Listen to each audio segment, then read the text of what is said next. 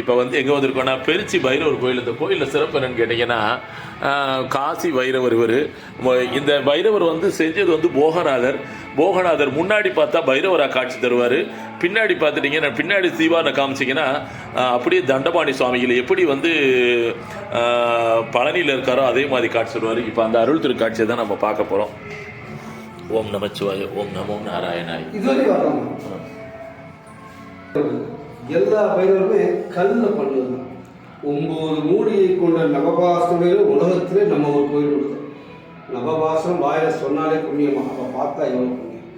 போகர்ங்கிற சித்தர் பண்ணது. போகர் வந்து 3 தான் பண்ணியிருக்கு. ஃபஸ்ட்டு இது, 2வது பழனி முருகன், 3வது கொடைக்கானல் பூம்பாறை. போகர் வந்து தீவிரமான முழு பக்தர். அதை வடிவமைச்சு பண்ணியிருப்பார். முன்னால் பார்த்தா பைரவராகும், சுவாமிக்கு பேக் சைடு பார்த்தா பழனி முருகன் தண்டாயுதமான இடுப்பில் கையை வச்சு எந்த கோலத்தில் அப்புறம் அதே மாதிரி உலகத்திலே நவபாசனத்திலே வைரவருக்கு ஒரே ஸ்தலை கொடுத்தார்.